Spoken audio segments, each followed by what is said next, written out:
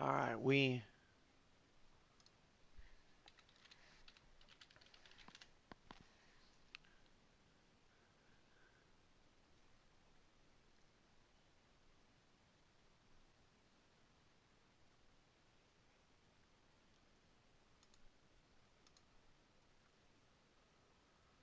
Doug's.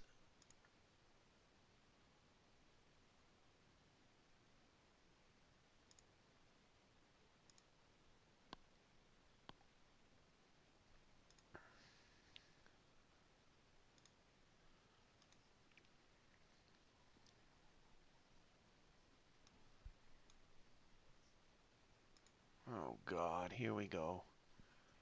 Remember, hey, guys, remember 5 minutes ago when Damon was like, I never cause problems? Go ahead. What do you want? Oh, God.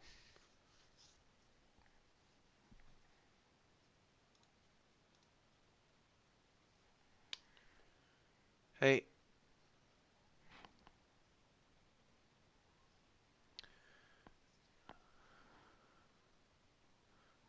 Hey, just to let you know, I think everyone can hear us right now.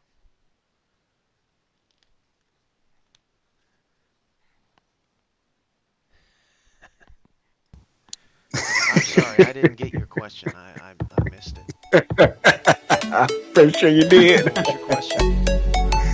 Don't worry about it, brother. We'll discuss it. We're gonna keep this going. This is SFL Outtakes, part of your SFL roster reveal show pregame. Okay. Oh, now you quiet.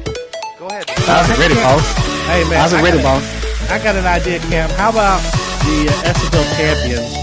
The league waive all of their player fees next season. What's that? I said whoever wins the championship this season has all of their player fees waived the following season. Sounds like sounds like you're in the business of dominating the league. There you go. I'm trying to. Sounds like that's more Hey, incentive for hey, the league to put the. Hey, buddy. You're gonna get your nut. Don't worry about it. We're gonna be adding teams, aren't we? We're gonna be adding a couple teams. The plan. Yikes. You'll get your kickback. Don't worry about that, buddy. You'll be all right. You'll be able to what a size, you know. Well, that might be a Texas only joke. I don't know how many Whataburgers are out there. Not many. I like burgers. Where you calling in from, Maurice? Good old Knoxville, Tennessee. Y'all have Whataburger? No, I don't think so. Pretty sure. Just missing out on one of life's little joys. That's all. Yeah, that's all. Yeah, that's one of the best sandwiches made out there. Mm-hmm. Burgers, man. Commissioner. Yeah. When teams visit Alaska, are we able to go ice skiing? Do whatever you I mean, not ice skiing, snow skiing.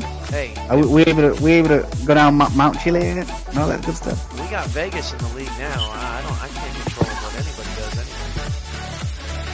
Yeah, it's gonna be hard controlling folks in Vegas. There's gonna be a lot of curfew breakage. I'm already predicting Vegas is gonna win every home game. Because you know their competition is gonna be tired for it. Yeah. You know, first play of the game, and you got a substitute at running back. That's how tired it's gonna be. I just want to go to Vegas to be in the same city as girls. You know. Damon, ain't you married? That don't mean that. Sing! Moment of the pregame right there. Hey, don't say that too loud. That's right. He said that, but he looked around first. I sure did. Oh no, baby, we ain't talking about you.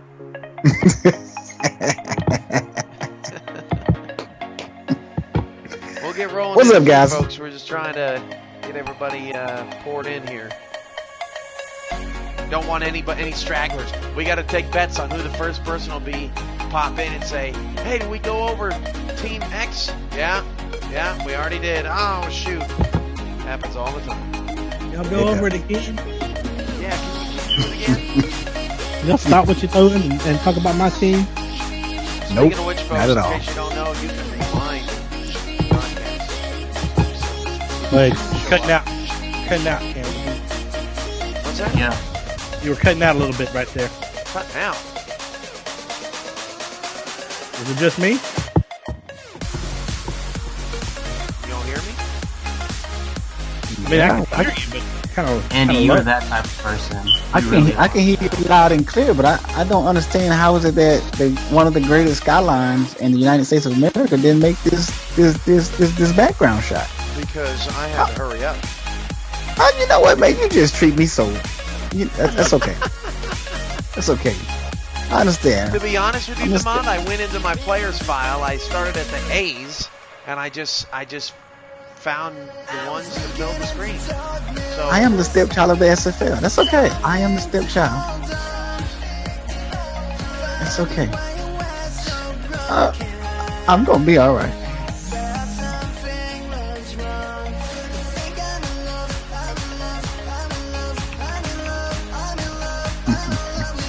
I'm just joking, but I like jerking my can. What up, Play to Win? The Gaming Inc. There is not a team in Austin, Texas. Finally, he wanted to put a team in Oklahoma City, and then he wanted to put a team in Vegas. Man, what are the odds? The Gaming Inc. got Austin on lock. Tell him to fix the traffic there. Horrible. Am I still sounding all right, guys, or weird, or what? I don't know why I would be. Yeah, people are saying bring my mic up a bit. What am I supposed to do? You Talk sound louder. good, sir. I sound louder, Steve? No, I mean, you should talk louder. I mean, it just sounds. You sound just like a little bit away, just a fraction of a bit away from the mic. That's what it sounds What's like. a fraction of a bit? There ain't no mathematicians in here. What you talking about? 13 of 10, according to the. You're just a 13th of a tenth away from the mic. Yeah, I don't know what to say. It's the same mic you used all season. Hey, check out Beast 194 410 pimping, subscribing to his YouTube channel right now while we're live. I hope he's watching us. Because otherwise, goodness. All right, let's get this rolling. 2 minutes. We'll be ready. Somebody trying to pimp their show on our show? Sound like, doesn't it? You came to the wrong place, but we're trying to get people. Fine.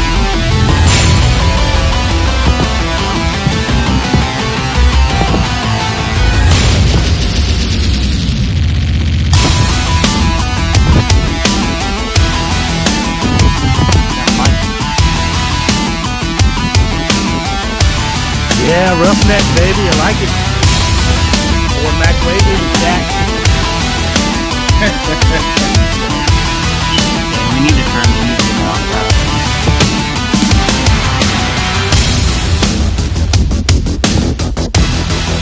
Turn it down, turn it up. Slow stick. The real party. Yeah, you know what? Hashtag dad joke.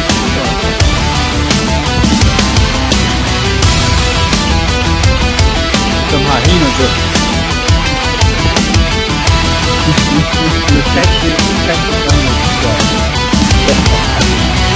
Close. Not entirely. Not entirely. Disregard my existence. Maurice that in. Maurice that in only because I allowed him to come in because of the piece of shit.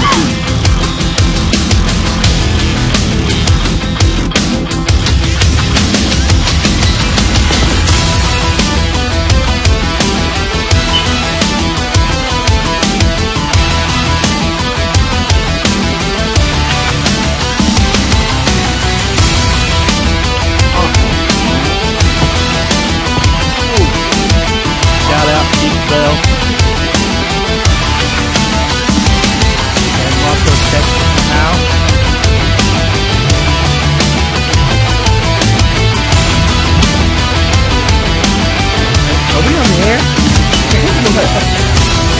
here a nice outlet in San Marcos?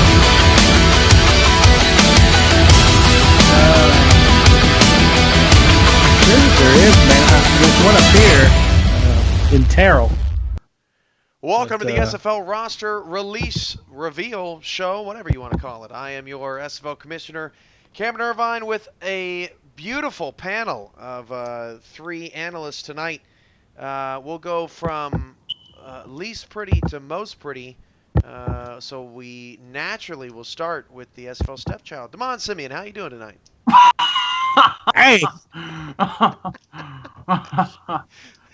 Oh, damn. Hey, Damon, So you with us? Do I got you? I'm here. Oh, he left.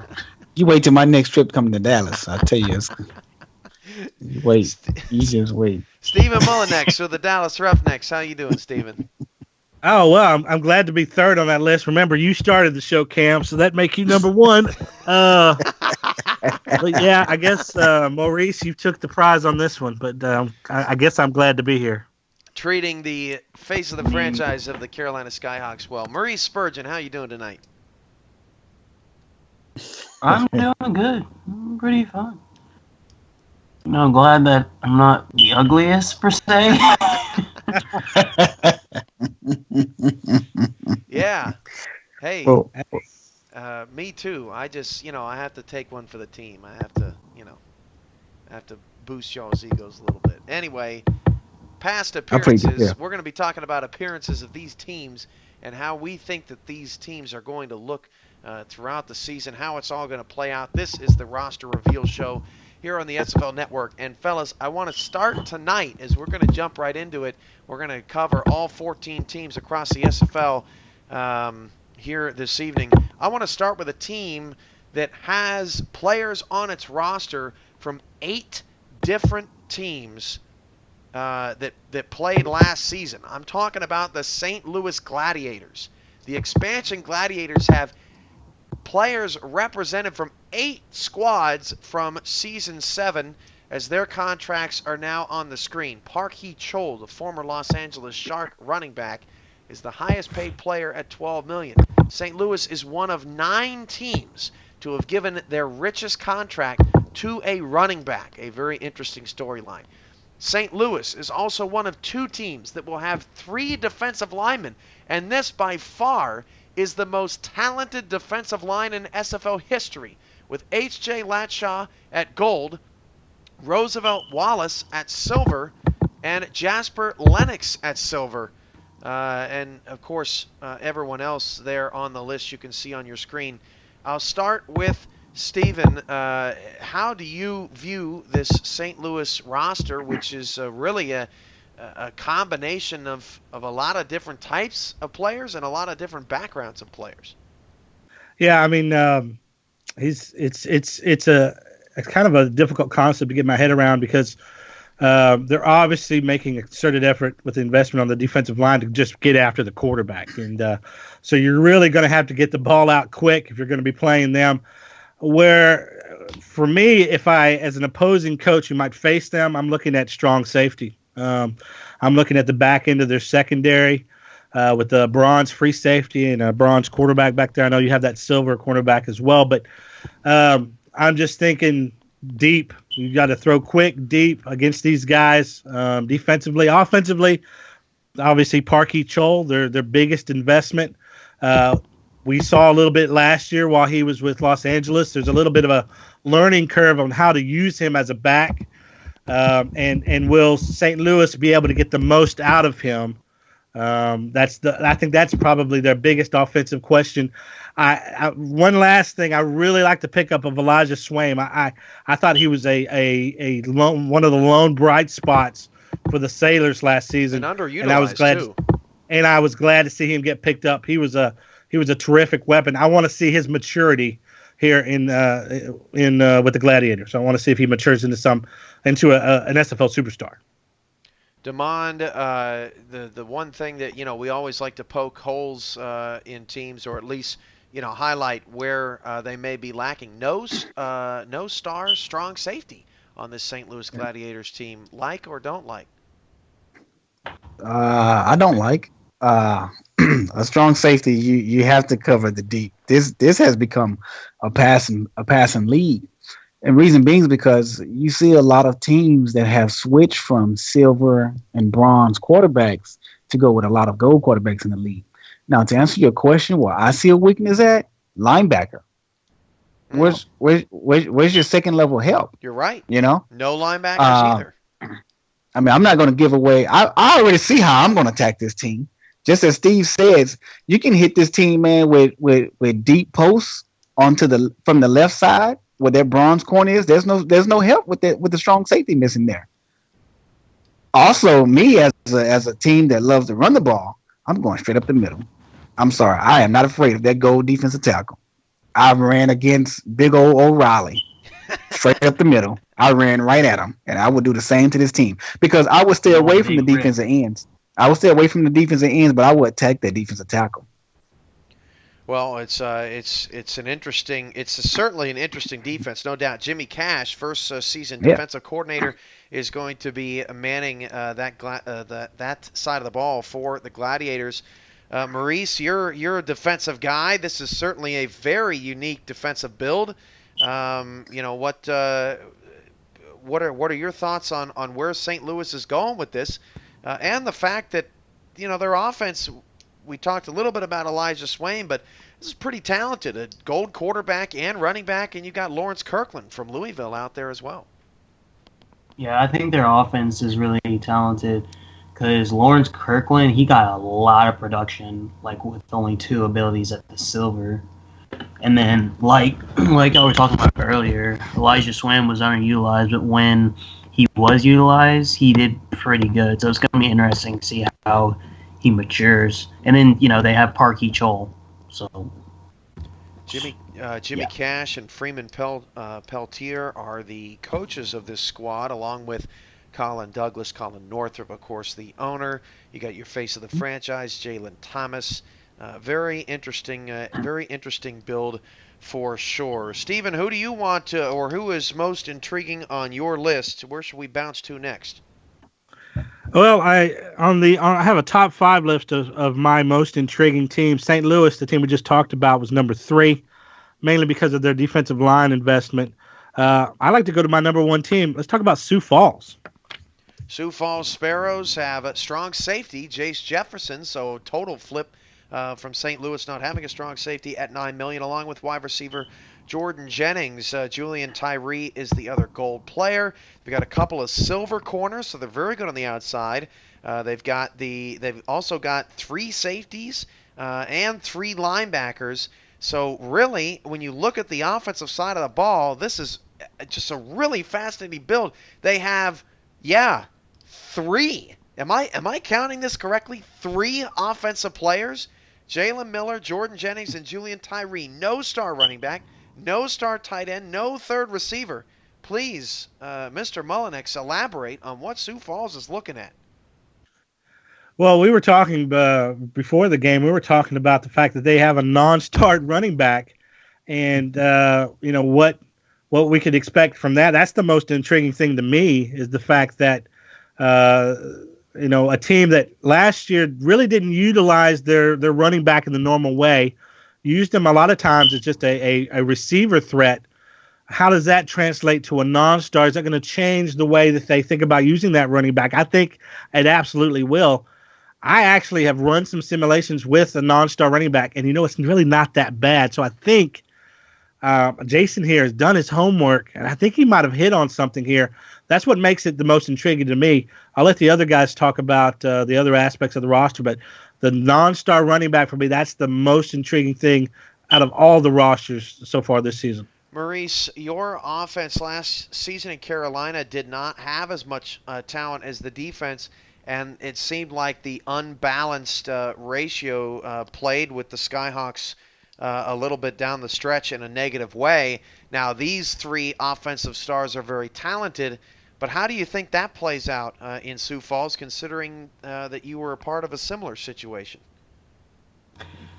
Well, I think it'll be a situation where the defense is really going to have to like really gonna have to make sure they do their part. Like, not saying the offense is incompetent or anything, but because they don't have that star running back or a tight end, then that's just gonna put a little bit more stress on the offense to pull their load. Demond, what do you think about this Sparrow build? It may be one of the most unique. The last time I remember a team having just 3 offensive stars were the Grand Rapids Rollers way back in season maybe 2 or 3. Their offense really struggled. Of course, obviously, Sioux Falls has been an offensive juggernaut in their first 2 seasons in the league. Yeah, but I can't see how you can be productive and put up points with only 2 offensive weapons. Your quarterback only can do so much, and that's only throwing the ball. He's not going to take off and run the ball for you. So pretty much a lot of targets are going to go towards Jennings and Miller. But again, guess what? A lot of teams is good. A lot of teams can pretty much take those 2 guys out of the game. You can stop Jennings from beating you deep. Miller as well. But you have to have a running back. I just don't understand teams not wanting to have a running back or even a bronze running back in this league. You have to have some type of running game to be, if you're not going to be balanced, to just confuse the defensive coordinator as to what you're going to do. This here just says that they're just pretty much going to play a passing game. Yeah, well, and what else is interesting is that A.J. Levy is the coordinator for the new defensive coordinator in Sioux Falls, and so talk about being gifted with one of the most talented defenses really ever assembled in the league on paper, and giving that to a first-year head coach. Maybe Jason McGee just feels like he can do it with 3, and he might as well give his rookie coach as many weapons as he feel like he can manage with. Hey, nothing wrong with that. Anyone else have any thoughts on the first 2 teams out of the Eastern Conference before we move on? Yeah, I want to just clear up something Andy Hamilton said. He said that I thought this was the best team in the SFL. They're not my best team in the SFL as far as ranked on these rosters. They're actually number 2. That's basically more betting on Jason, who has almost had nothing but success in this league. So I said that they were my number 1 most intriguing team, just to clear that up, just because of how their roster. He's taking a chance here. And I like these teams. I like these owners who are willing to take a chance like this. Well, another team that is willing to take a chance, and it's not much of a chance, that's the Tallahassee Pride, bringing on Thomas Paterniti as their offensive coordinator this season, and he will join the team as a gold tight end. Tom Menender at $9 million as a gold. E.T. King, otherwise known as Ethan King, who retired, his defensive player to join the squad as a quarterback, is alongside A.J. Barnes at the gold level. So a quarterback, tight end, strong safety combination. If you're seeing strong safety at gold, you're not seeing doubles. Sioux Falls also had a gold strong safety. Working your way down, the former Gorilla running back J. Calvin Kim, who was awesome as a bronze, will go to silver. We know Tallahassee loves to run the ball. A couple of wide receivers, rookie Jared Cochran and J.J. Howland as weapons for E.T. King. Pretty talented passing attack there to go along with J. Calvin Kim. Certainly a lot of weapons for King. Couple of defensive ends at bronze, Floyd Lee and Bo Bukowski, a couple of guys coming out of retirement. Bones Malone and Pete Secord come over from Dallas. And Ashley Odom, the 1-star corner on this squad, they did not have a second, comes over from Minneapolis. Maurice, what do you think about the Tallahassee Pride that Carolina is very familiar with over the last couple of years?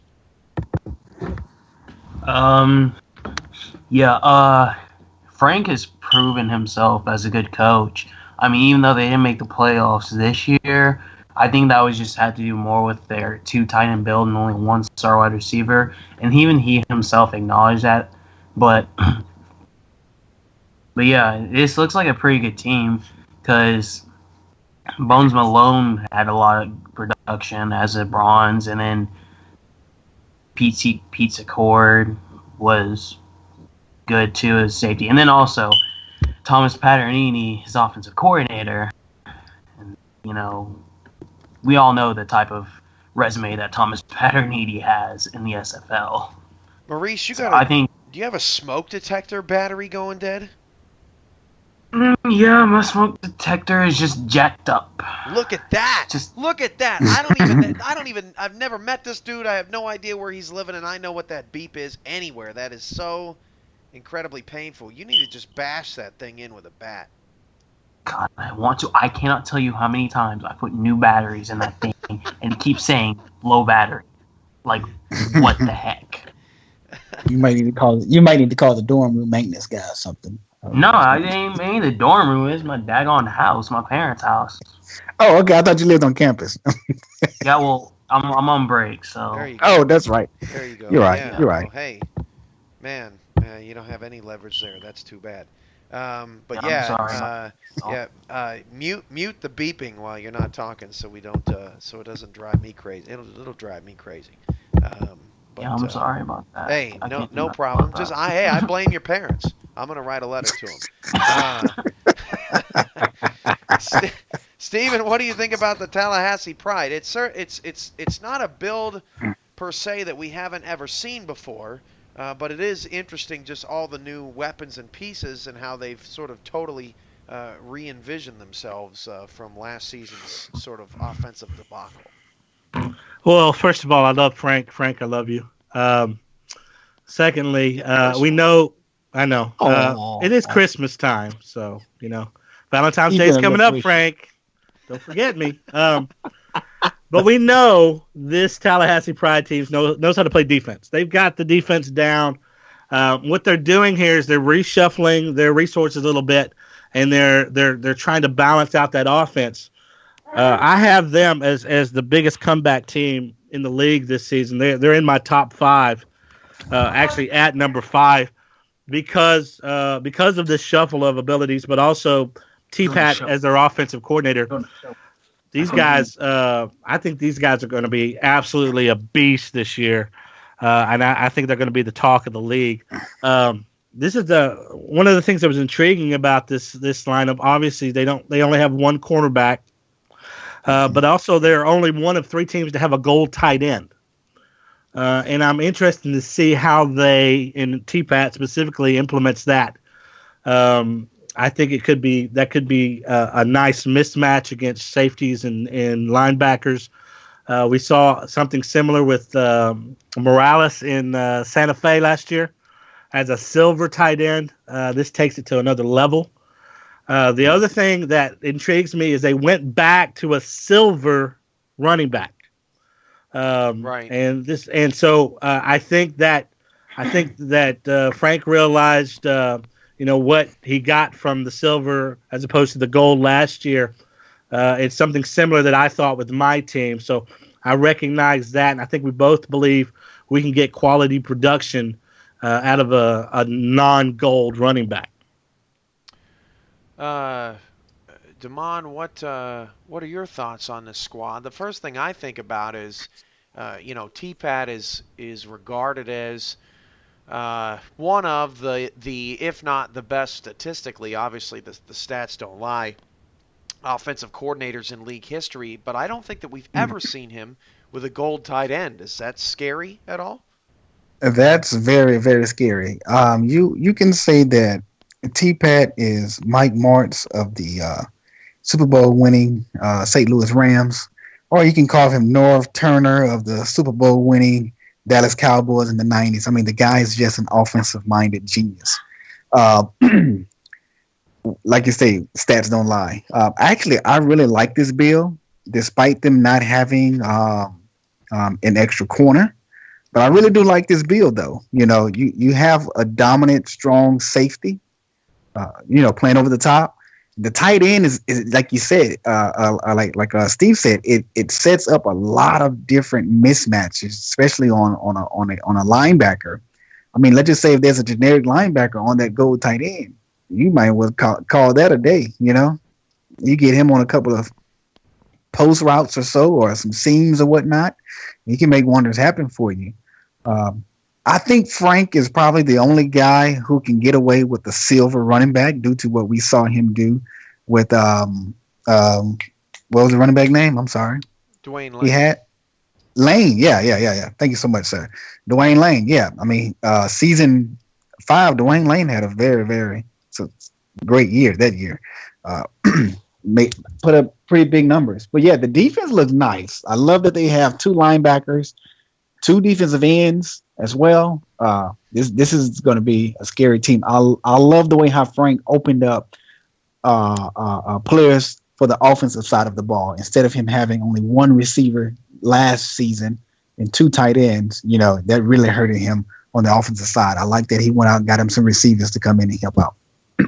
All right, that's a look at Tallahassee. Let's go to another team, as Stephen alluded to, that has a silver running back, and that is the Dallas Roughnecks. And we'll get his biased take on his team in just a minute, and then just throwing it out there because everyone's going to be biased just a little bit on their own squad. But Dallas, very interesting.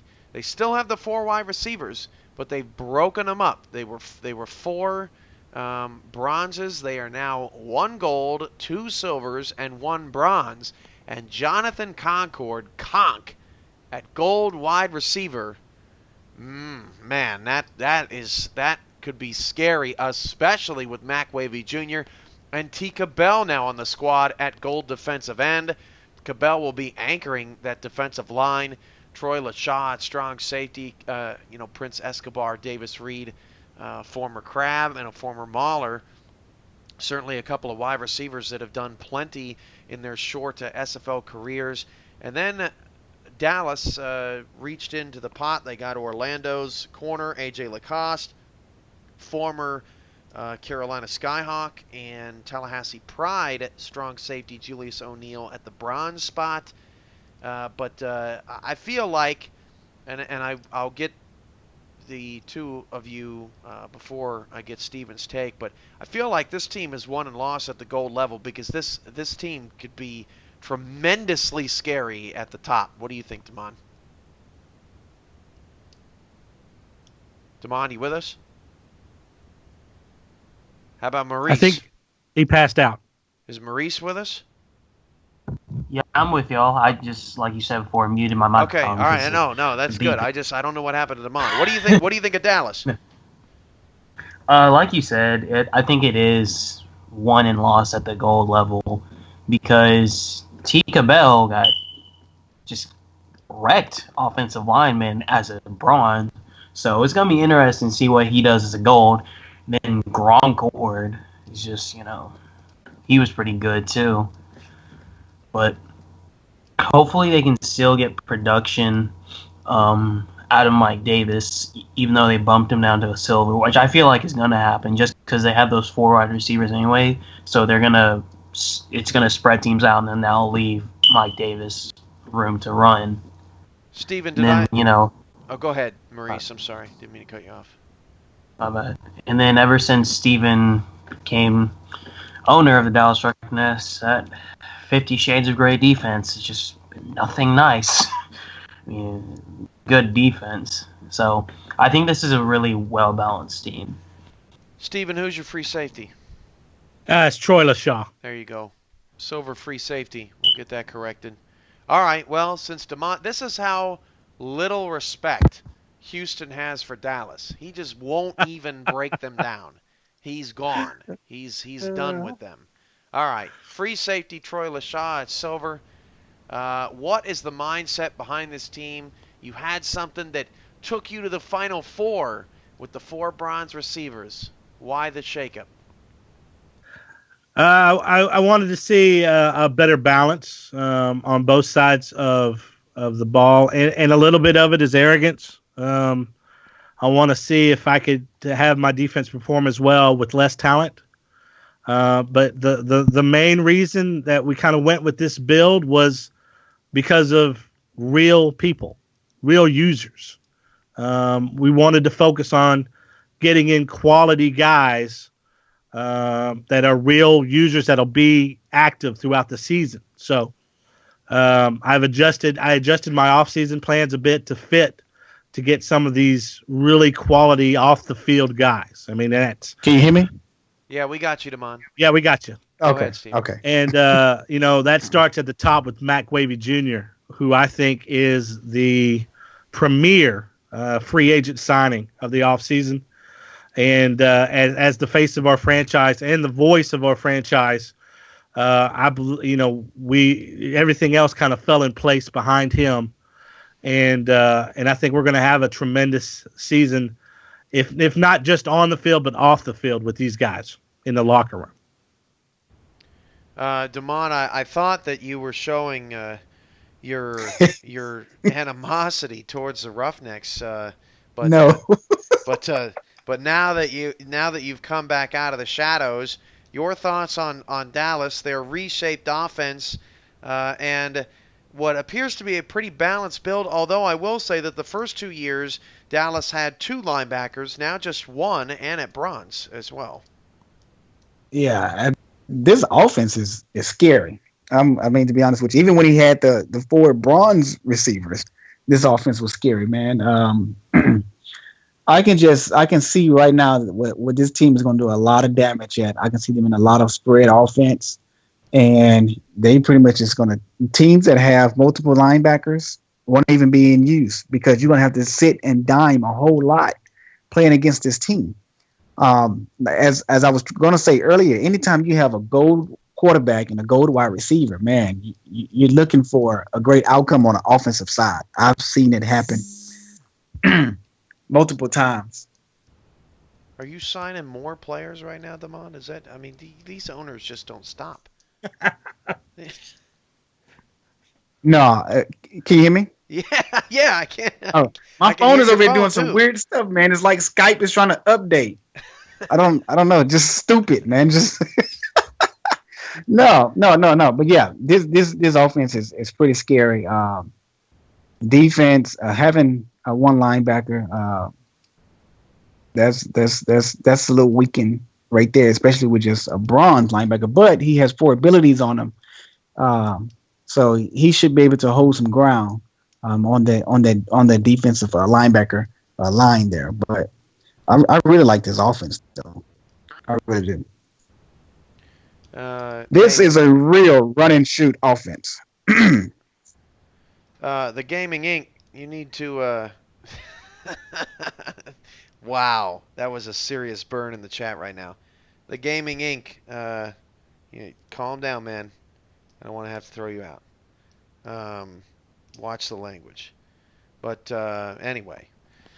Yeah, so that's Dallas. Let's see if we can get Steven to disappear. Talking about Houston now, I do have to ask you, Damon.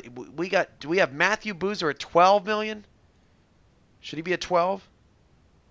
He should be at 12. Okay, and who else do I have incorrect here? Because I think that would put you over. Cantrell should be 3. 3? He's a gold. No, 6. Okay. He should be 6. He should be 6. Okay. Cantrell only has 2 abilities. All right. Hey, I got it. We're going to change that, update that right up there. There it is. Boom. Easy as that. All right, here's a look at the Houston Hyenas as we break down our 5th team on the SFL roster reveal show this evening. Deion Hawkins, Cody Cantrell, former DC Dragons, now anchor the Golds, along with Matthew Boozer, who is the face of...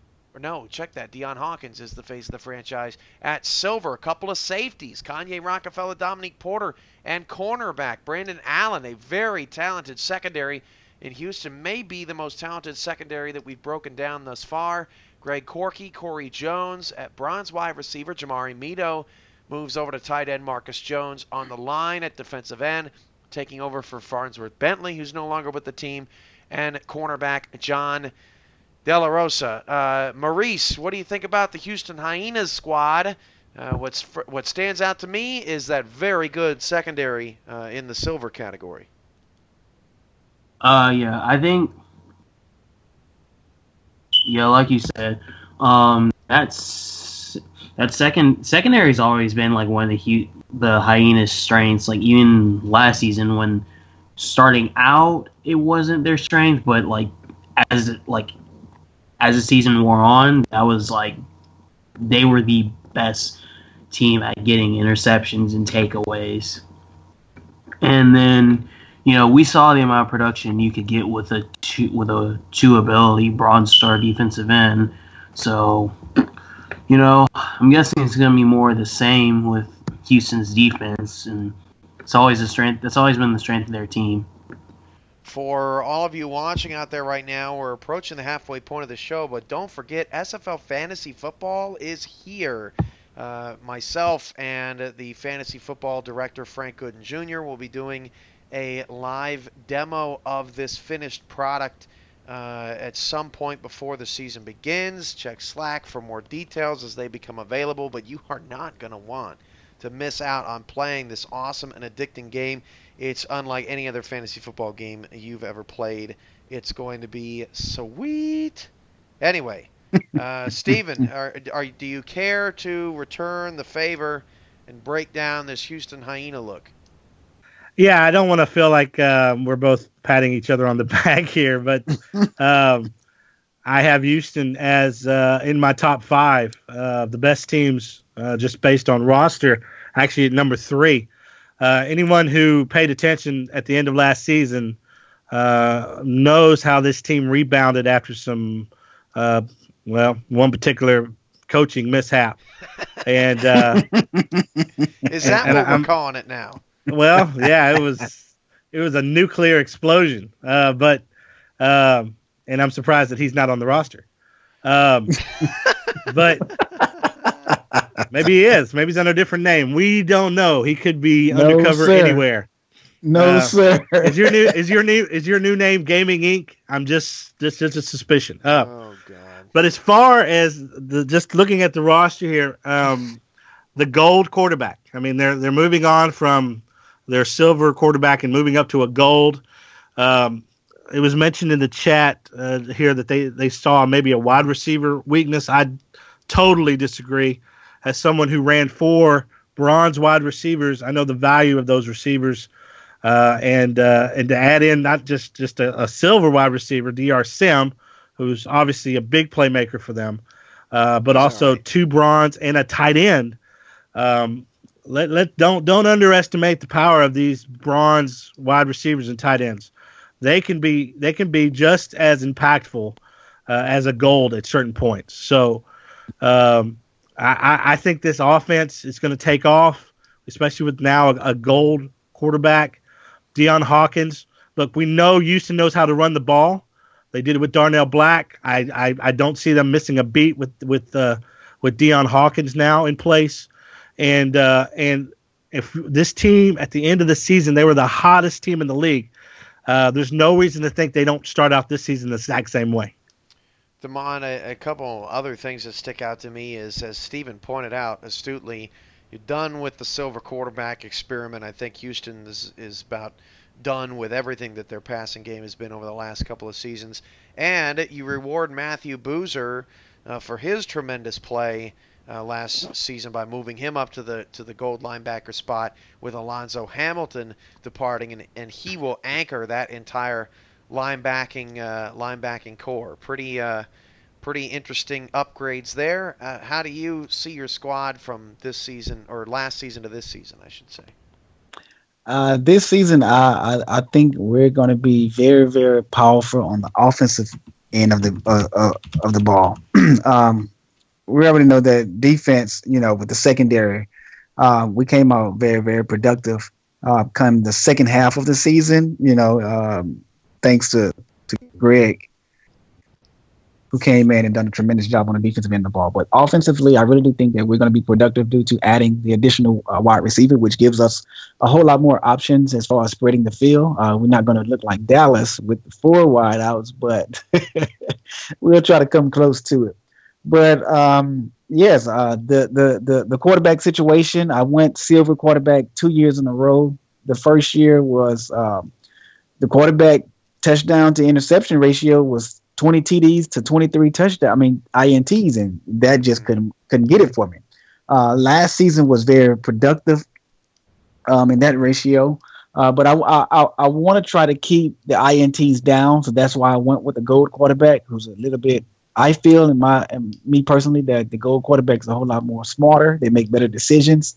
After seeing what Mac Wavy has done for last season and what Rocco Marconi has done for over the years, so just adapting to that, bringing in that gold quarterback, I pretty do feel that the offense will be very productive. If you're joining us late, we've gone over Dallas, Houston, Sioux Falls, St. Louis, and Tallahassee. Steve and I go back to your most intriguing teams list. Who's most interesting on our list we haven't covered yet?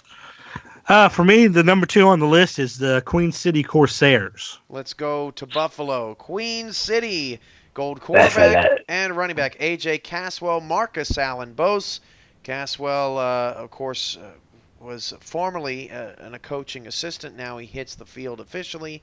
Marcus Allen Bose, former Cleveland Viper. Ed Ritter at gold defensive end. So Queen City going all in on the Bose and Ritter connection. Alexander Shayatovitz, face of the franchise at silver, wide receiver to go along with T.E. Haynes III, who's now a wide receiver, along with Jake Legacy, who is an all-time great first ballot Hall of Famer, no doubt about it.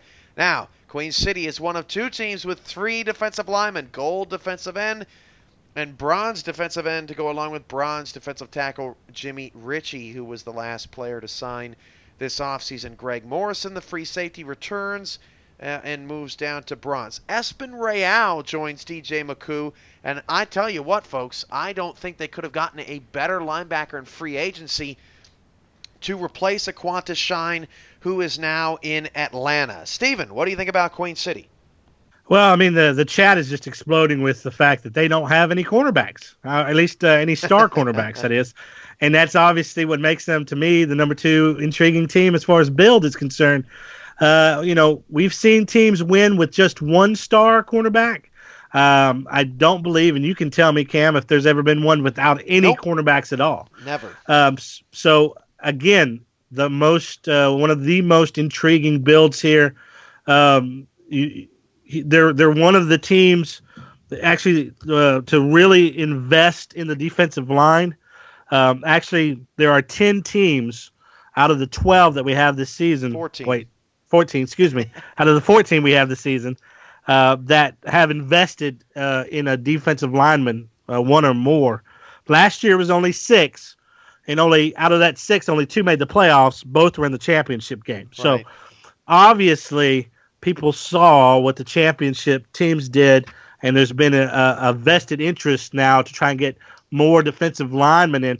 When I was talking to you about the history of the SFL months and months ago, we talked about there's been an ebb and flow when it comes to investing in the defensive line, and I think we're seeing that ebb going back into people wanting to put pressure on these quarterbacks and willing to invest ability levels in order to do so. So the fact they don't have any star cornerbacks and the fact that they're heavily invested with a gold at defensive end, a defensive end at bronze, and a defensive tackle, it just really shows to their investment in wanting to put pressure on the quarterback. Damon, the Queen City goes up, they go down. They go up, they go down. They were down last season. They did manage to squeak in the playoffs in a really weak Gray Conference last season in terms of records. But we all knew that they, in any other situation, probably were not playoff caliber. They do have likely the all-time leader in receiving yards in Jake Legacy, although the SFL is still crunching numbers. They have the all-time leading tackler in DJ McCoo. This team's got some really good pieces. Are they the dark horse this season? I think they are the dark horse, even though they don't have, the 2 cornerbacks as Steve mentioned. This team here, man, has won 3 championships. Let's not forget that, people. Eric Barkley knows what he's doing. What he's doing with those corners, I have no idea. But you never underestimate a guy with 3 championships under his belt. He's going to have over-the-top help with the safeties. How much help that's going to be, I don't know.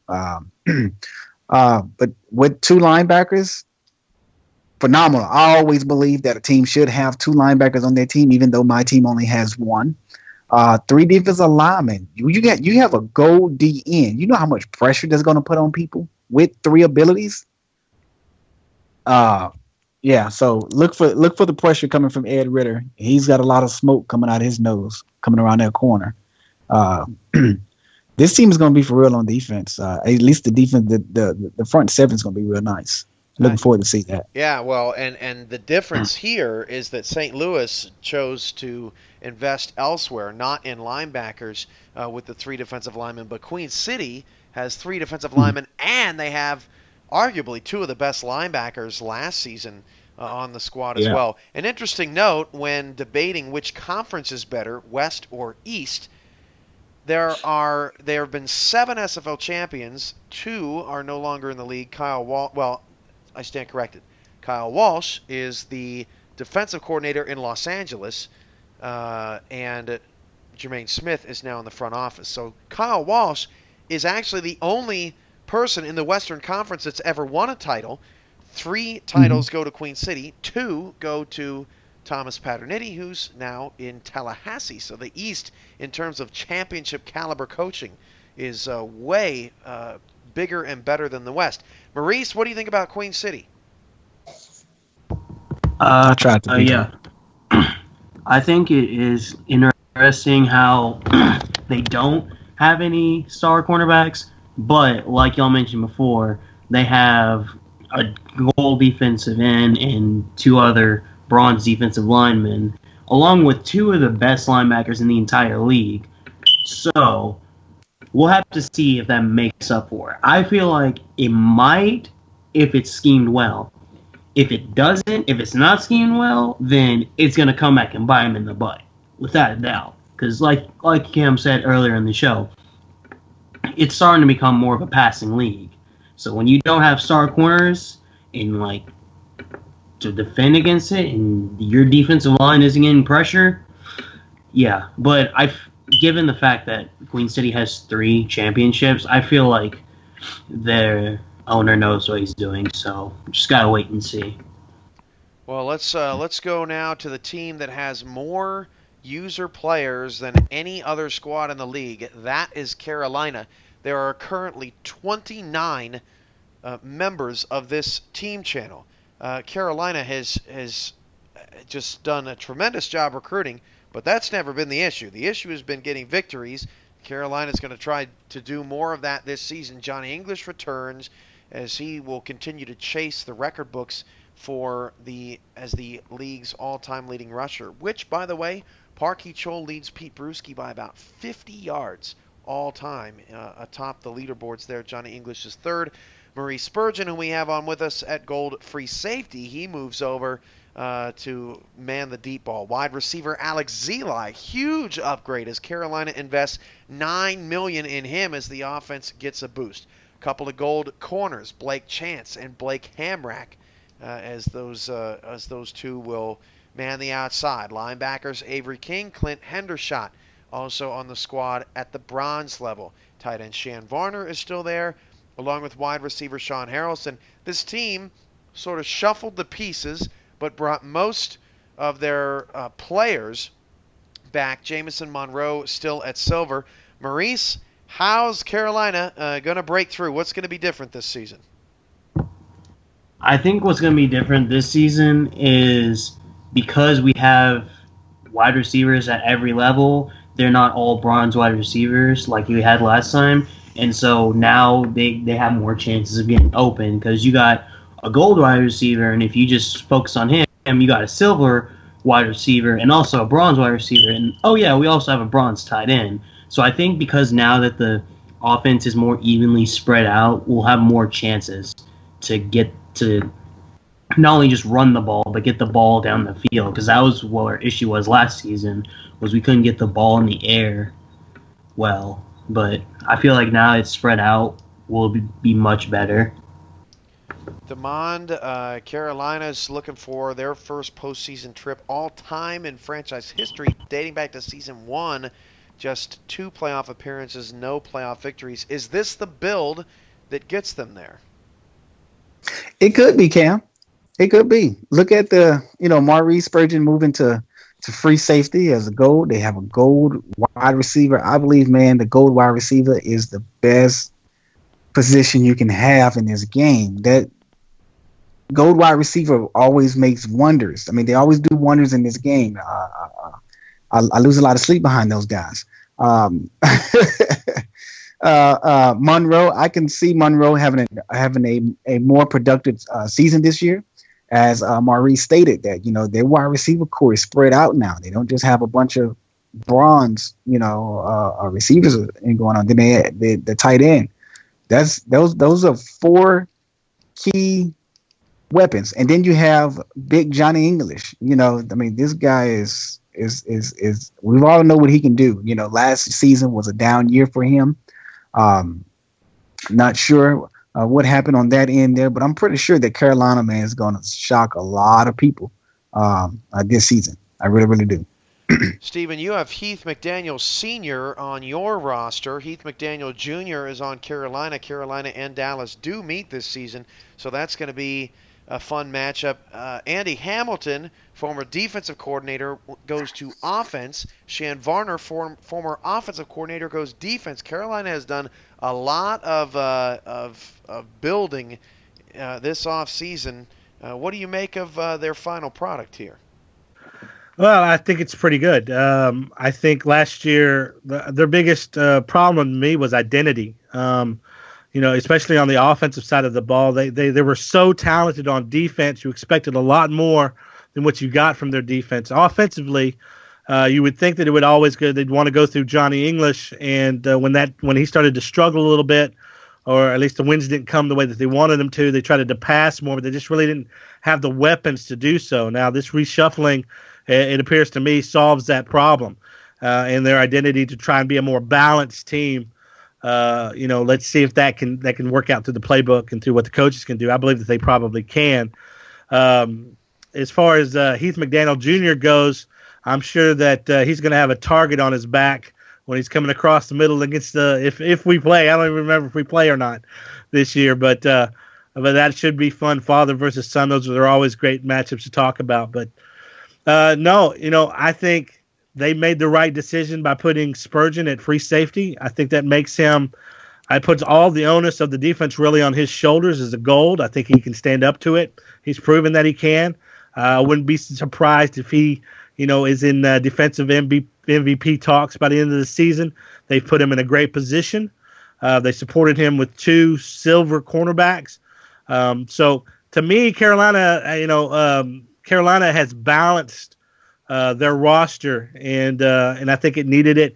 My only concern maybe is that they've kept that silver quarterback, and so with more weapons, with more talented weapons, let's see what Jamison Monroe can do. Yeah, it'll be Jamison Monroe's third year. I'm sure he's on a bit of a short leash, a bit of a Brock Osweiler situation developing there, but who knows? Maybe not. Maybe Monroe will turn it around. We've gone over Carolina, Dallas, Houston, Sioux Falls, St. Louis, Tallahassee, Queen City. That's half the league.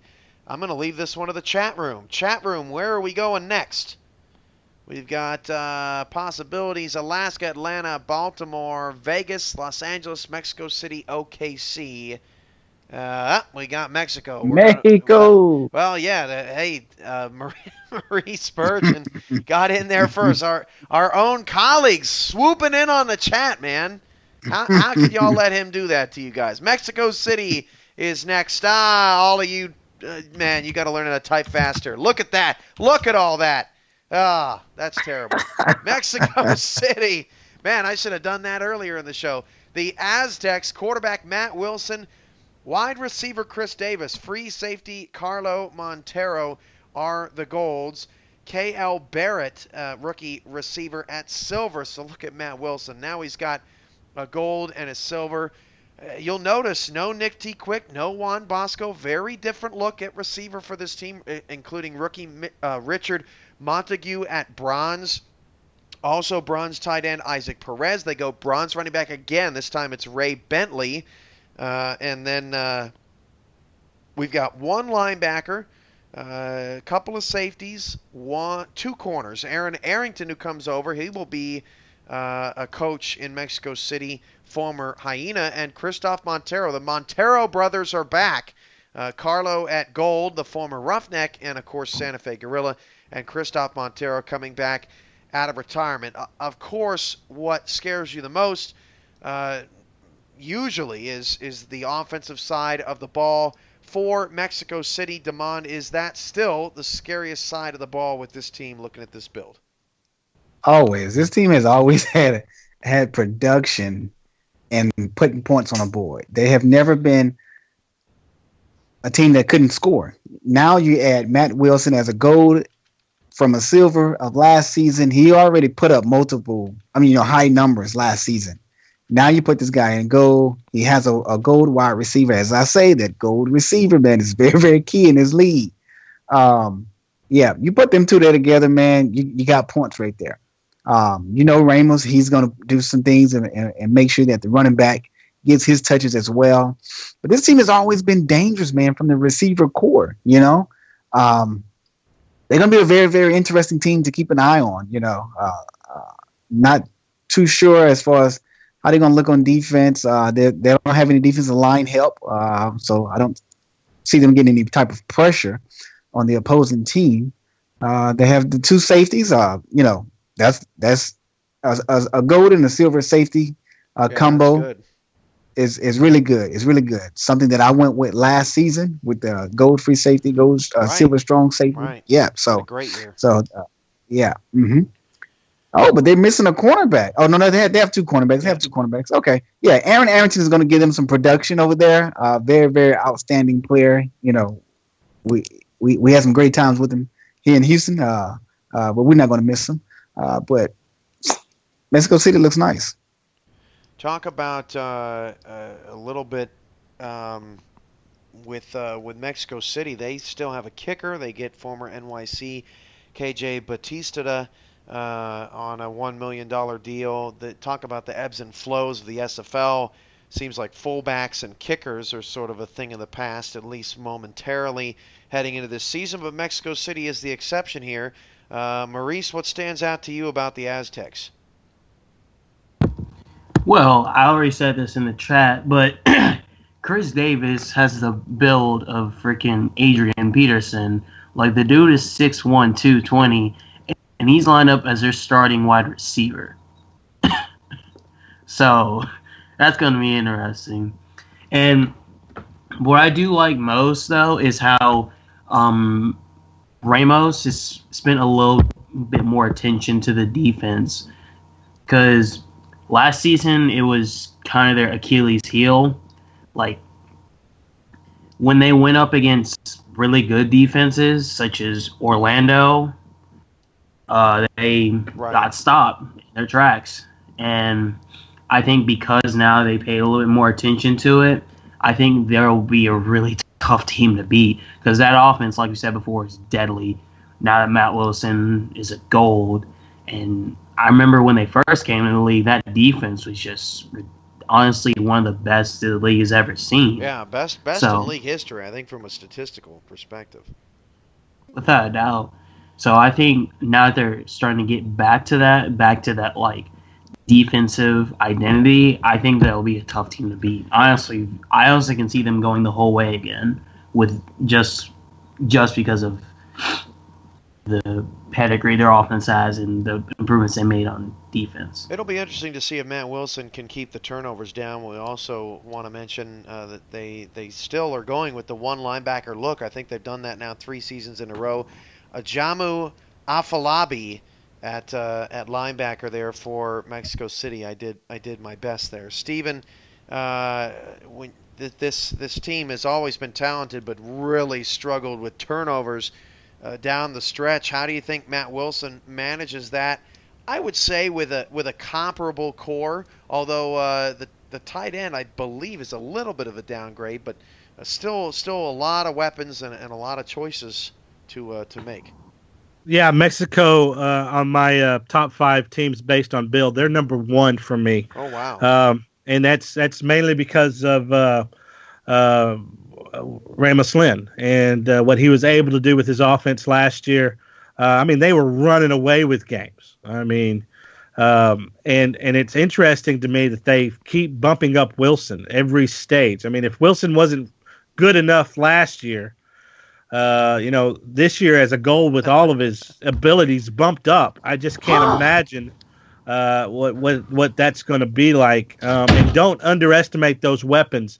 I know he had 2 gold wide receivers last year, but that silver wide receiver and that bronze wide receiver, they're going to be the beneficiary of that $12 million contract that Wilson gets and all those attributes that he brings. He's going to be putting the sandwich in the basket. So, and that tight end dropping down from silver to bronze, I don't think there's going to be much drop off. This team is ready to rock and roll when it comes to the passing offense.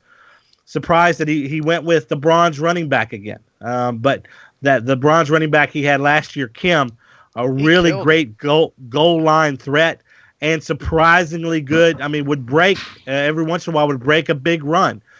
So he saw the benefits of that. That allows him to spread those abilities out to the wide receivers, to his quarterback, to his defense. For me, they are the top team going into the season. All right, Stephen, most intriguing. We've talked about Sioux Falls and Queen City a bit with their very unique looks. Who else is on that list? Well, number 1 was Sioux Falls, 2 was Queen City, 3 was St. Louis, which we've all talked about, and my number 4 most intriguing team is Baltimore.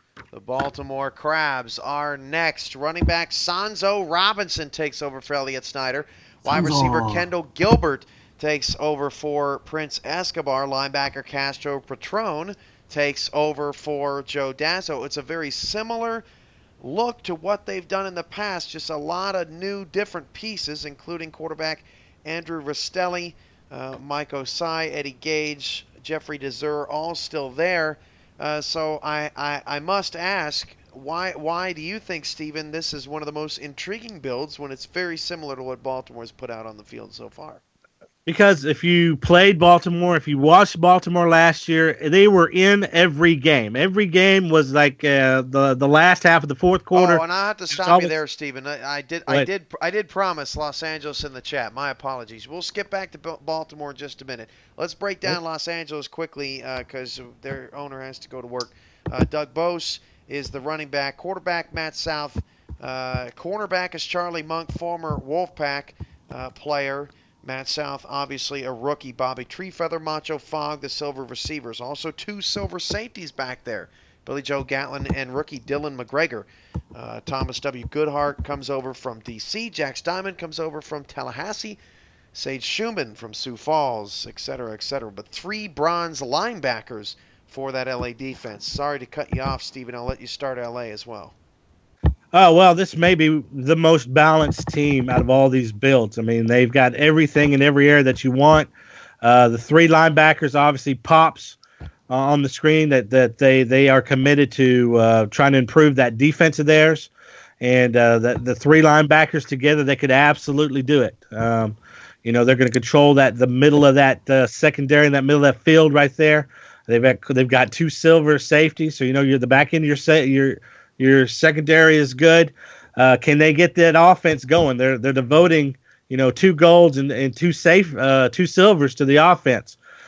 So my big question is, how are they going to run Bose? Is Bose going to be a similar weapon to what he was with Minneapolis, being a receiving threat out of the backfield and also a big hoss down the middle?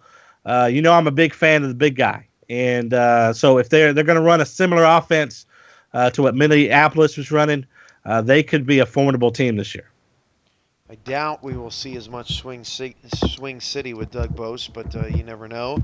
Damon, this team has no silver or gold players in their front 7. Now, Doug Bose says in the chat, trust in Kyle Walsh. We don't need any D linemen with him as defensive coordinator. Orlando's defense quite well. So, Damon, what do you think of what old Doug Bose is doing out there in California? I think it's a pretty good lineup. A very, very good lineup. He's right. You really don't need defensive linemen. I mean, if you're not really looking to put pressure, if you're really just looking to contain the offense, then I would go with the 3 linebackers and just have those 2 safeties taking care of business on the back end. He has a gold corner, which is pretty much going to lock down a lot of under under tier receivers or so.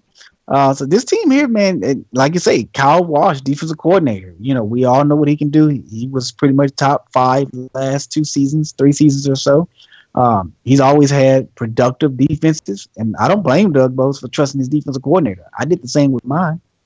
Yeah, look how that turned out. Maurice, what do you think about the Los Angeles Sharks?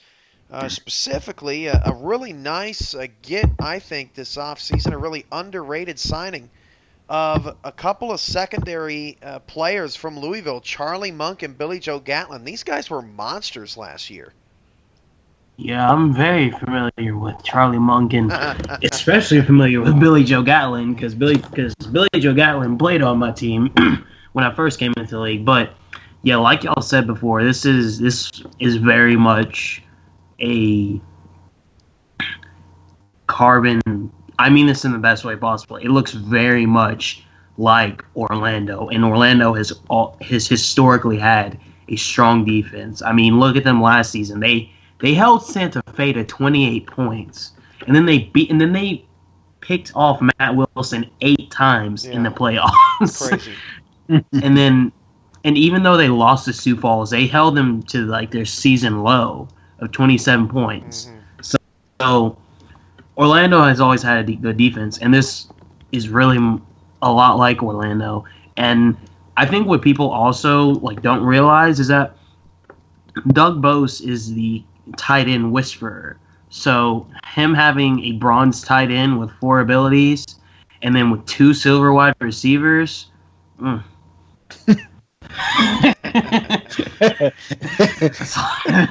Good looking out in California. It's going to be very interesting to see.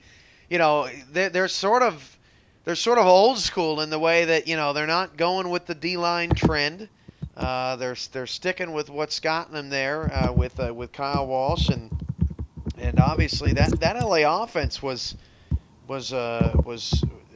gave a lot of people some fits down the stretch of that season once Doug Bowles got it going. So it'll be really interesting. No Parkey Chol anymore. Now a completely, totally opposite back in Doug Bowles, the 180 of a Parkey Chol. So how that running game changes in LA will be interesting. We'll go back to Baltimore and then we'll get to Atlanta next because I know Atlanta has been a hot team or hot topic in the chat. But back to Baltimore and what Steven was talking about in terms of this team always being in games. Yeah, they just seem like they're right on the edge every matchup they played last season. And I think going to the 4 wide receivers set for them may be the thing that pushes them over the edge. Yeah, they never had that. So that, I mean, having run that myself, I've seen how it boosted my offense. And these guys didn't need much. They just need a little push, and that 4 wide receiver set could be the push that they need. Remember, this is a team that was 8-4 last year. I mean, they one of the winningest teams in the league, and the thought that they could get better is frightening. Yeah, they don't have the tight end moving forward. They'll still go with their patented 2 free safeties, 2 corners, strong safety, very talented. Secondary. Baltimore's always had that. Again, bucking the trend. No D-line help, and just 1 linebacker. But it is a gold in Castro Patron, we've seen what Joe Dazzo can do in the system over a number of years. Maurice, what do you think about your rivals? I mean, Baltimore and Carolina are probably the most contentious rivalry among players that the SFL has in present day. Yeah.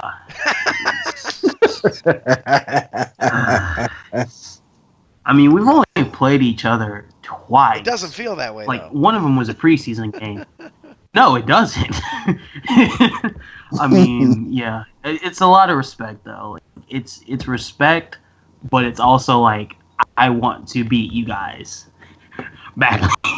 Well, what's interesting is that both teams have a silver quarterback, both teams have a gold running back, both teams have a gold wide receiver moving forward. So there are some similarities on these squads this year. Yeah, there is. But yeah, I got nothing but respect for TJ, and he knows that, even though he loves to pick at me all the time. But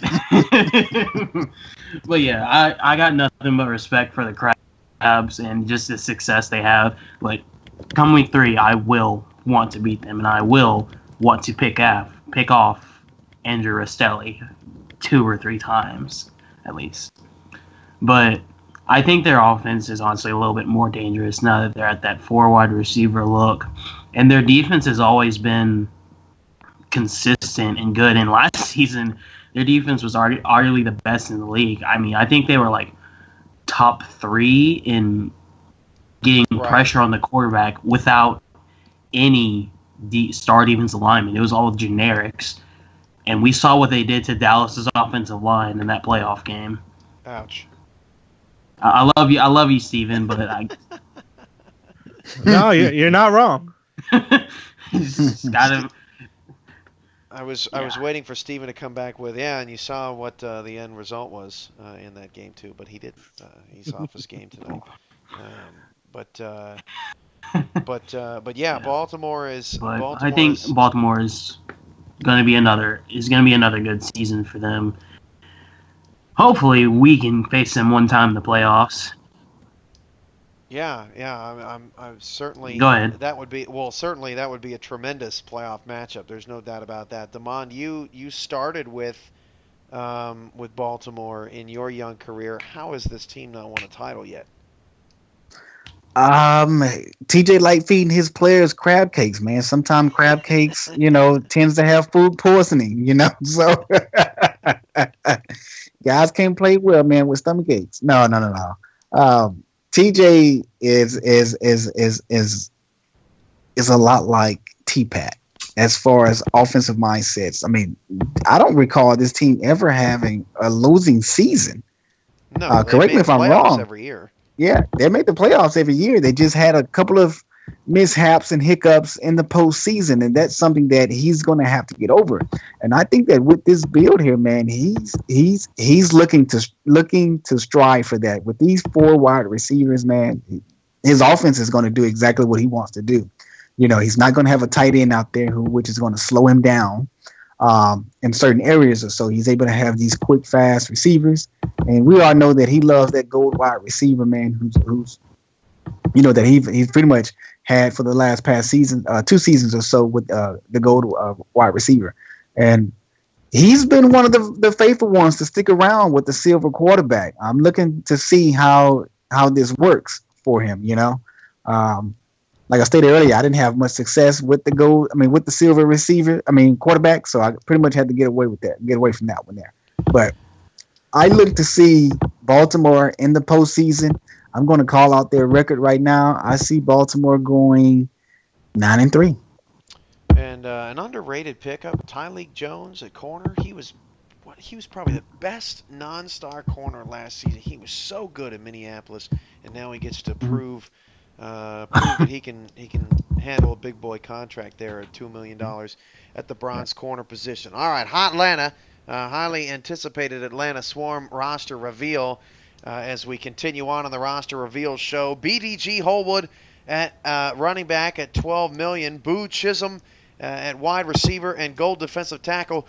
Luda Chris. There is no better team with better names than the Atlanta Swarm. And then Scott. I mean, the name just jumps out at you. Skeletor P Funk at bronze. In Atlanta, please, somebody explain this to me. Somebody smoking.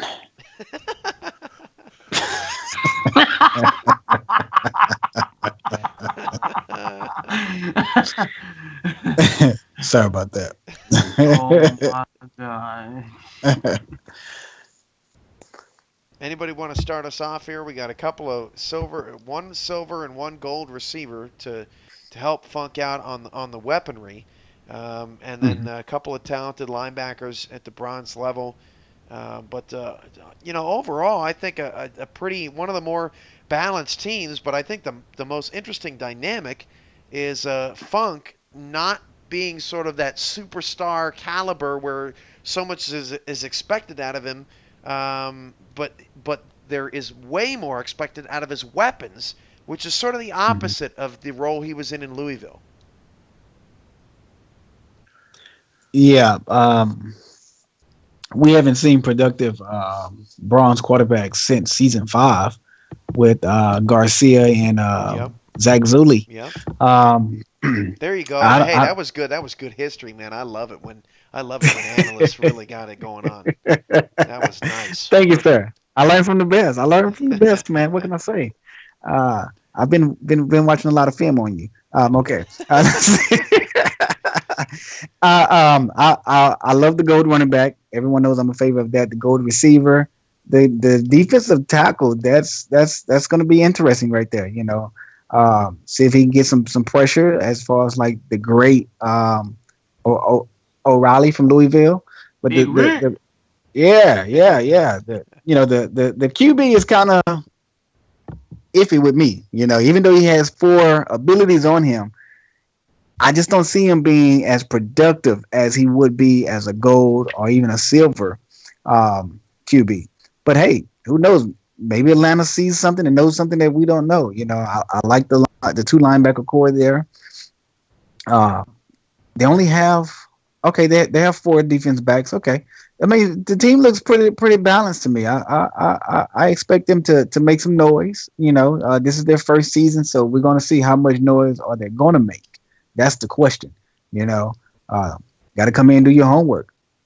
Very interesting thing about note about Atlanta. They have 4 different former Orlando players. 3 of them in the secondary: Isaac Wallace, Nick Nitro, and Rodney Woods, to go along with Robert Bose. This is also Robert Bose's offense. He'll be running the show offensively with this sort of unique build with all the weapons being paid more than the quarterback itself. The Funk is the only bronze offensive player, so very unique from that standpoint. Stephen, what do you think about Atlanta? Yeah, for me, they're the biggest wild card out of all these rosters. I mean, look at the gold level. We don't know any of these players. We don't know what they're capable of. So it's a wild card. I think Damon touched on it.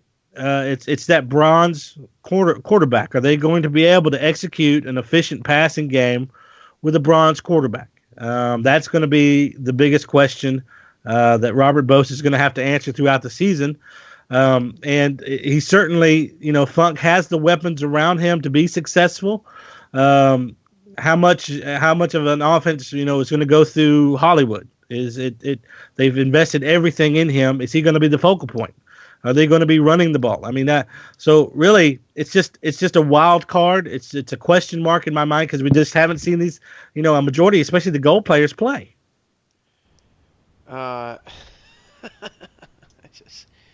Wesley, I don't know what to tell you, man. I mean, God, okay, whatever.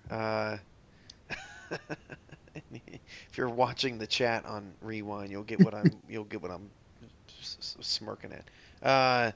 But Maurice, you guys are probably closest in proximity to Atlanta. Maybe Tallahassee has you by a few miles, but this is a new team down south, and I can agree with Stephen from the standpoint of this team is really wild. We just don't really know anything about this squad, whereas St. Louis, we know quite a bit because of the players they were able to pick up, but Atlanta's got some really unique, brand new pieces and fresh faces. Yeah, I think the reason why it's like we don't know anything about them per se is just because we know nothing about the type of production we're going to get out of their 3 gold players. Like, the rest of their players are people who have been in the league, but those 3 gold players, I'm not saying they're going to be bad, but it's just like we'll just have to wait and see what they do because they, like you said, they invested all their money in BDG Hollywood, a lot of money in him. So only thing we can wait and see is if he performs up to snuff. But Eric Benson was good with the Hyenas last season. So we've got 3 teams left: Oklahoma City, Las Vegas, and Alaska. Let's head to the great Northwest. The Alaska Storm Running back Justin Beakley Jr. Now, 2 of the 3 teams that we have left invested $36 million into their gold players. Alaska's one of them. Running back Justin Beakley Jr., strong safety Wayne Buckerson, very talented safety out of Los Angeles, and tight end Optimus Klein, all new to the squad. Very interesting, no gold quarterback or receiver or linebacker. That halfback strong safety tight end combo I think is original at the gold level. You got rookie receiver Robert Merrill, and then you've got Sultan Muhammad, who was an absolute beast at NYC, bringing up the rear at the bronze level. Another bronze quarterback, Murdoch Mock, another former Shark. There's Slinky Watts, former Renegade, is at tight end. And then a lot of fresh new faces. But Stevie T. Diggs at Silver Corner, don't sleep on him. This is another one of those really good secondaries with 3 players in the secondary invested at the silver or gold level. And on first glance, I'm not seeing any linebackers in Alaska either. What do you think, Steven? Well, I think it's pretty clear what they're going to be doing, especially offensively. These guys, half of their home games are likely to be in the snow. So these guys are planning just to play power football. You've got the 2 tight ends that are going to be helping block for Beakley Jr. They're gonna run it on you. I mean, I've run simulations in the snow as well. I'm sure as a lot of the coaches are. There's a lot of drops in those games. So it seems to me that they're betting on the weather here, and they're just going to run the football down your throat. As far as the defense, it looks like what they're set up to do is to sit back in the secondary, allow their defensive tackle, their Silver Dominguez, to try to get pressure on opposing quarterbacks, make them make mistakes, let their talented secondary sit back and get those interceptions and pass deflections. So I think it's pretty clear what they're trying to do here, and it's smart based upon where they play. They've got Mexico City first. Will be a very compelling matchup on the outside with a couple of silver corners. We've seen that out of a few teams here tonight, but definitely some talented, and like Atlanta, like all the expansion teams, some unknowns, but another one of those gold tight end squads. Tallahassee was one of them. Oklahoma City will be one of them when we get there, and I believe there may have been one more. I'm not sure. Maybe it was just 3.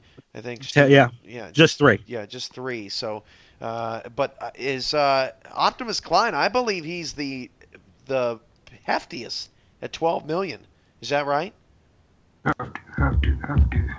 I would imagine so. Yeah, I don't have the so. numbers in front I of me, don't think that the other 2 invested that much money. So Optimus Klein on paper, most talented tight end in the league. Damon, what do you make of it? That's just too much money.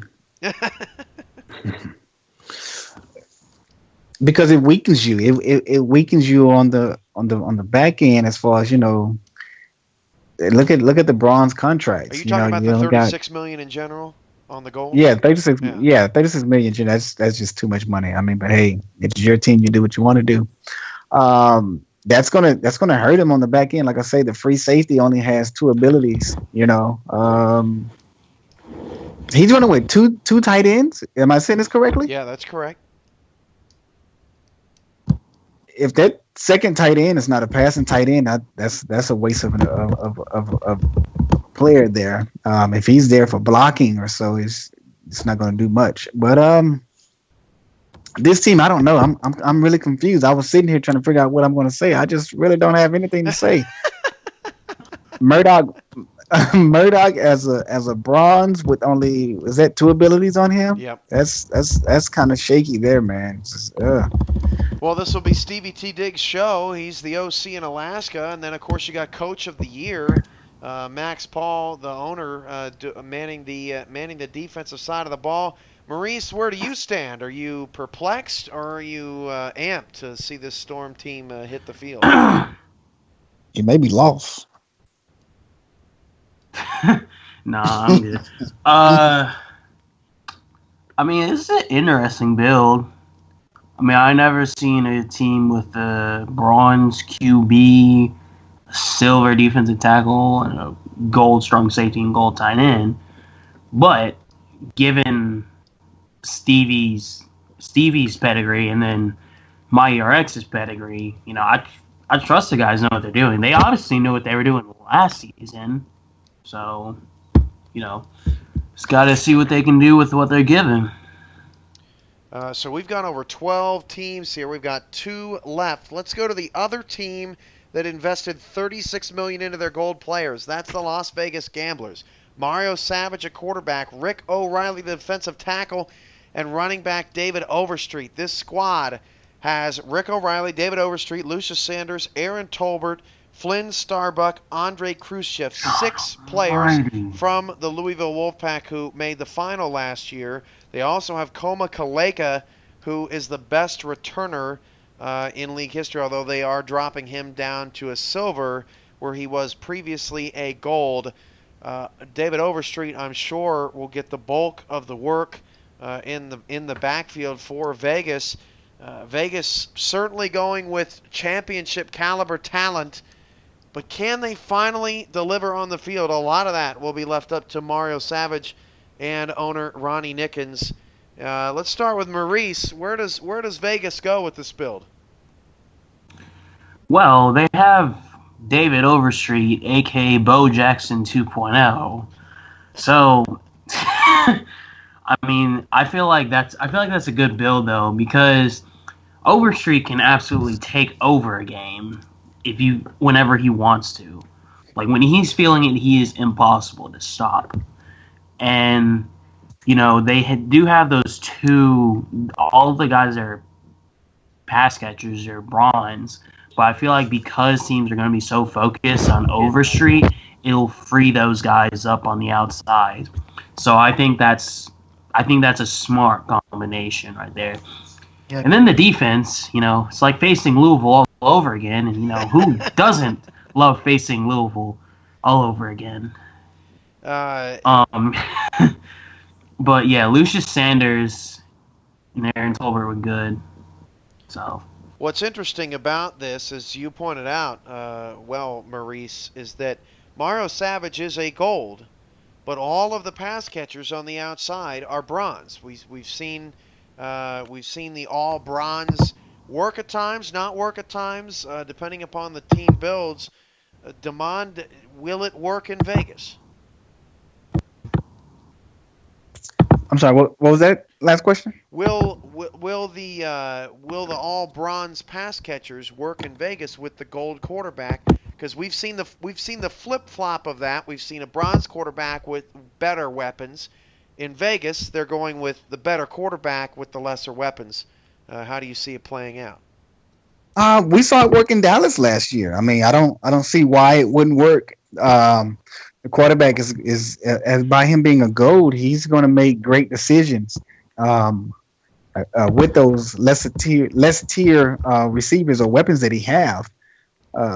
This team here looks like a Louisville built team. They look pretty nice here. I'm very, very excited to see what this team can do. I love the smoking dice, man. That's awesome there. Blow on these, baby. What's that, Damon? I say blow on these, baby. They hot. Okay. Anyway. But yeah, 36 mil. Oh, go ahead. I'm sorry. Oh, go ahead, Damon. I was just gonna say 36 mil and for the gold. He's spending his money in key situations: QB, defensive tackle, and halfback. We already know what those positions can do as far as from seeing them last season and previous seasons with Louisville. Stephen, this squad is, it has the let's just put it bluntly, it has the worst record in SFL history in terms of franchise win-loss record. They've made the playoffs once with no playoff victories. Ronnie's looking for a spark, looking for something new, something fresh. Scott King retired. This is something different, all entirely in itself. So how does Vegas play this to success? Well, I think they're going to be a grinded out football team. I think they're going to be a liability in the passing game, having 2 bronze wide receivers and a tight end. I think where it worked for us is that we had 4, and then we worked the mismatches. I don't think they're going to be able to do that. So I don't think their passing game is going to be very effective now. That's just based on what I see here. Whatever Ronnie and Mario, they may get a game plan together that makes them the most lethal passing game in the league. But just from eyeing the roster from here, it looks to me like they may have the best defense set up in the league. They've got some really talented defenders. Rick O'Reilly's going to come after you. They've got a solid secondary with 3 silvers in it. They do have a non-star cornerback that they're risking, but they are going to have a silver defensive end to go along with Rick O'Reilly. So the potential there for getting to the quarterback quick and fast, they could be a lethal team in that area. But offensively, if teams key in on David Overstreet, I'm just not quite sure with this build that they're going to be able to generate the passing game. Think a little bit like Carolina Skyhawks offense last year, a little bit like that. So six Louisville players. If you can't beat them, sign them. Yeah, I think that's the mantra there. Final team to break down are the OKC Renegades. They were a little sluggish in the offseason in signing players, but they did eventually form a roster. They bring, in large part, most of their team back. They did sign a handful of rookies, but you're looking at sort of a similar build. And I'm honestly not surprised. They moved a fullback to the second tight end. That was Oklahoma City's only personnel switch. Everything else stayed the same, and I think that is a testament to Michael Irvine deciding, hey, I was 5-7 and lost 4 games last year, all by a field goal each. I'm not going to go crazy here. I'm gonna just win those games by a field goal myself this time around. Damon, what do you think? Mike always going to come with nice defense. I see that he has, the 2 tight ends. I'm wondering what he's going to do with that second tight end. There's not many formations you can have 2 tight ends on the field, not unless you're pretty much in a tight set or in just a regular pro. You can't pretty much go too much wide to have all 4 weapons on the field. You got Pete Bruschi back. That's his bread and butter there, along with Bovine. I'm just really looking to see what's going to happen with the defense here. He's got the free safety at goal, strong safety, 2 corners or so. Yeah, he doesn't have the 3 line. Last season he had 3 linebackers, right? No, this is the exact same defensive build he had last year. Did not change. Is it really? Yep. Oh wow, and that defense was pretty tough last year, man. That defense was pretty tough last year. So I'm looking to see how they do this season, especially offensively. I would like to see his offense open up, a whole lot more. Maurice, Carolina and OKC go way back with Pete Bruschi and Johnny English's battles. Y'all faced each other the last couple of years. Last time y'all played, it was the first time in league history that a team had 2 blocked punts in a game, and unfortunately you were on the wrong side of that. But what do you make of OKC basically doing what most teams didn't do this offseason, which was much of nothing? Like you said before, their team was only a few games, like a few close games away from making the playoffs, like 1 or 2 close games away from making the playoffs. So why change it if it's successful? And their defense actually made substantial improvements, because I remember season before last season they got ran on a lot. Mm-hmm. So then that's no disrespect to them. That's me just acknowledging the fact that their defense a few seasons ago was their Achilles heel, and this season they were really strong in that area. So, I think it's smart of them to not change much. Sure. Steven, you and Oklahoma City are Red River rivals. we certainly know that both teams pride themselves defensively. How does OKC break the mold? They have been out of the playoffs for 2 years. Well, I really do think they did something smart here. I mean, we spend all season, and if you're like me, and I'm sure a lot of the owners are, you spend. Oh, What is what was happening? that? All right. You spend. You spend Sorry, that was all. incoming call on my end. Yeah, I hear you. You spend all off season. Don't throw me off track, Damon.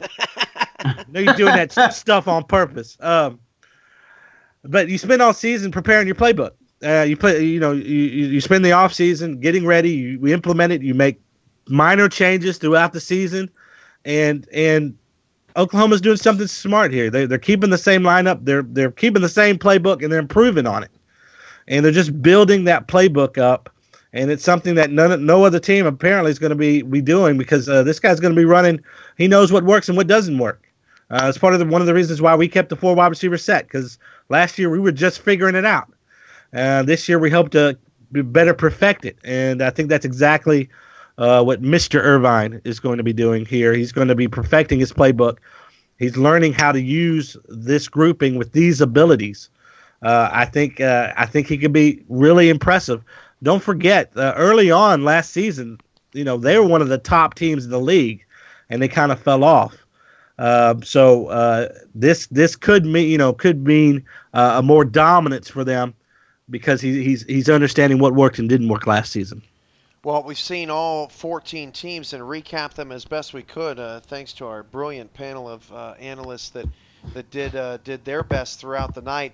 I want to get your closing thoughts from all three of you on what your takeaway is from looking at all these squads, and what you are most intrigued by, whether it be an individual team or some sort of schematic change, or just from a matchup point of what you're most interested in watching unfold when the SFL season kicks off in January 15th. Damon, I'll start with you. What are your thoughts? My thoughts is, man, this season here has to be the most shook up season that I've been a part of. I mean, there's a lot of different builds as far as with these organizations. You got teams going with 3 defensive linemen. Since when have we seen that? The most we've seen on the defensive line was 2, and that was by Louisville a couple of seasons back. But yeah, man, it's going to be a very crazy season. I see Baltimore making a run in the Eastern Conference. I'm not going to say who I like to see come out of the West. Yeah, I think you may be a little biased on that one. Yeah, I think we're a little biased, but I mean, there's some. I mean, the West is going to be strong. I mean, with Mexico City and with Dallas, those teams there, man, is going to be hard to beat because the owners of those teams have a lot of knowledge of this league. But it's going to be very, very, very interesting to see how everything plays out, especially with these totally different builds that we're seeing now. It's just ludicrous. Before we get to, on this note of seeing how these teams are going to be this season, we did have a preseason power rankings that we want to share with you, although I'm having a little bit difficulty bringing it up. While I try to work out that technical glitch, Maurice, what is your takeaway with seeing these rosters tonight? I mean, it's really, really cool seeing how we're going from like how many user players are now in the league, and are like not just like generics, but star players, like faces of franchise. Like, it's just crazy seeing the amount of growth this league has seen in the past few seasons, and seeing all the different scheme changes and all the different like identities teams are changing up now. We've got the power rankings up. This is a preseason poll from SFL Power Rankings players. Vegas 14, St. Louis 13, Atlanta 12, Alaska 11. Obviously, the 3 expansion teams down at the bottom. People expect the learning curve to be thick. Number 10, Tallahassee, right off the bat. I think that's probably way too low. OKC, number 9. Carolina 8, Houston 7, Queen City 6, LA 5, Dallas 4, Sioux Falls 3, Mexico City 2, and Baltimore 1. So with that said, Stephen, what are your thoughts on these power rankings quickly, and then how do you view what the most intriguing thing is? Oops, sorry about that. What the most intriguing thing is about all of these builds across the board? I think that I think there that Houston, Tallahassee, they're not getting enough credit on that power rankings. I really put Tallahassee up a lot higher. So should I do the same with Houston. Baltimore number 1. I understand why. I faced them 3 times last year. I lost twice. But the success that Mexico City, a.k.a. Santa Fe, and Sioux Falls had last season, they're my top 1 and 2 on my power rankings. Really quickly, Cam, I wanted to go back and just give a little credit to the Atlanta Swarm. They may have the best free agent class that there is out that are non-users, with Nick T. Quick at wide receiver. Of course, you talked about Funk, but Aquantis Shine at linebacker. Mm-hmm. That guy was, I believe, the number 2 leader in tackles last year as a bronze. You're getting him as a bronze 4 ability. That guy could be a monster. That's a monster signing. I was taken back just by the amount of talent that they have that they acquired in free agency. So I want to give them a nod there. But lastly, the thing that intrigued me the most is there are 5 teams that have a silver or a bronze quarterback. And it's interesting to me, especially how we saw the passing game be so successful in the league last season.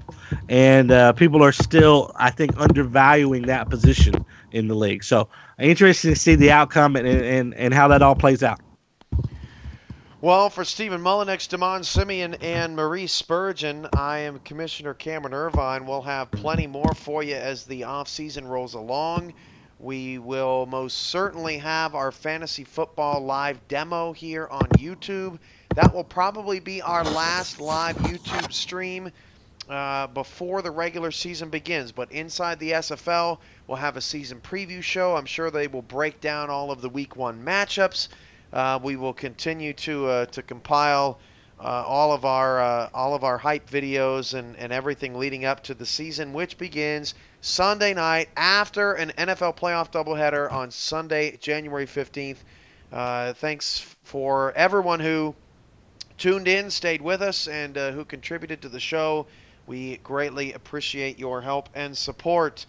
Ladies and gentlemen, the SFL season is less than a month away, and all teams are now set and ready to rock. Playbooks are due January 6th.